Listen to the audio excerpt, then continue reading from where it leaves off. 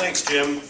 That was a great job explaining these issues. Thanks for coming tonight and being part of this.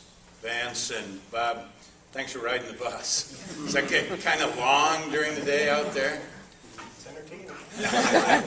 It looks great, by the way. You can see it from a long ways off. 17 states, 30 stops, all to bring us the message that there is hope for America's economy. There are jobs in the future, but only if we do the right thing by passing energy legislation. The House did it. The Senate sort of gave up. We're here to call on Senator Stabenow and Senator Levin and do what we can through our traveling friends, as Jim said, to urge senators all across America to take up this legislation and to fix the economy and to address the problems that we lump up together and call global warming. 1 in 10 Americans out of work, 1 million here in Michigan. 1.9 million jobs on the cusp, in the future, possible to bring here, possible to give to those Americans out of work, but again, only if we pass energy legislation and make America a leader in the production of clean energy technologies.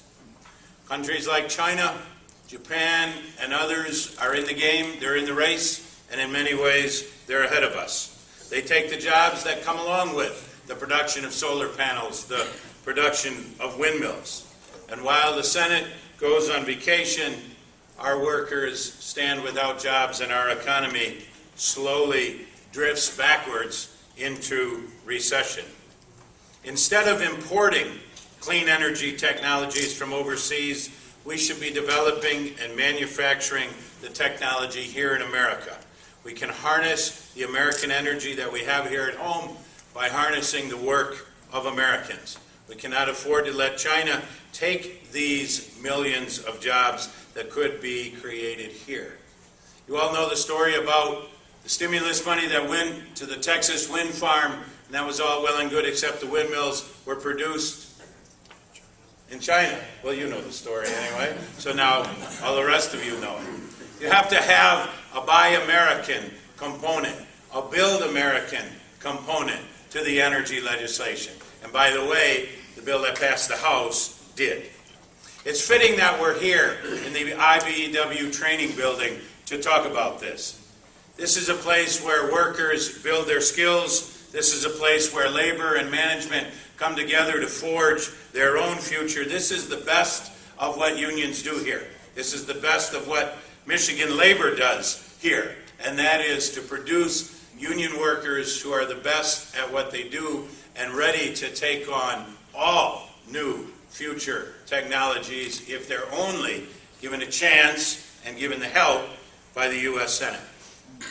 You heard our host say they're already training, they're already learning about green jobs here in this training center. But we need more. Every union needs these jobs. Every craft needs to be part of the clean energy future employment. Every state needs these jobs, and every city in America needs this type of work.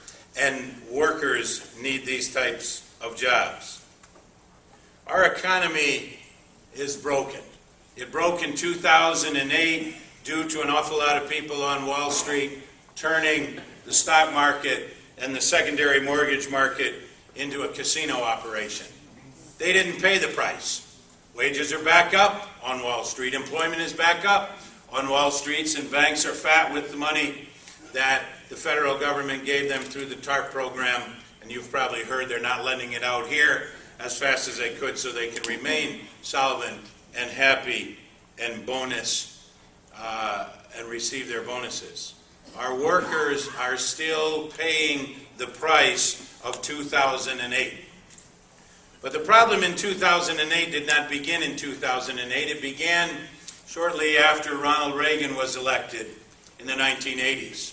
Jobs began to flow overseas. We had NAFTA passed with the next president, and more jobs flowed overseas until we had a net loss of millions of American jobs. And so when the economy broke, there was no good, fast, sure way to repair it. If you think back to the last time the country was in this kind of shape, it was the Great Depression. We came out of the Great Depression by building things. We came out of the Great Depression ultimately by building up the war effort, a tremendous manufacturing effort.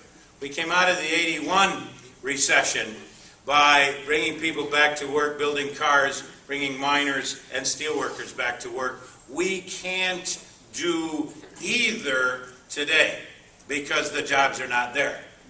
You look at the UAW, which just joined the Blue-Green Alliance, by the way. Congratulations, Sue and everybody involved in this effort. Just this week, right? Yep. You look at their membership, and it's down to less than 500,000 from 1.5 million. That's 1 million manufacturing jobs in that union alone that left this country. The corporate greed and the lack of patriotism that caused those jobs to leave hasn't changed and won't change, and so those jobs are not coming back. We'll be lucky to build our manufacturing back to where it was a couple of years ago, but we'll never get it back to 1970, 1980 levels. We have to replace those manufacturing jobs that the greed merchants, Wall Street, corporate decision makers took to Mexico and took to China. We have to replace them with something. And this is what we can replace them with. We can replace those jobs if we can pass energy legislation, and we can rebuild our economy with green manufacturing jobs, with green construction jobs, in the same way that after the Great Depression we rebuilt our economy through manufacturing. So this legislation is needed to provide jobs for steel workers who make the steel that goes into wind turbines, for construction workers who can weatherize homes and buildings, and sheet metal workers who can retrofit buildings to be energy efficient.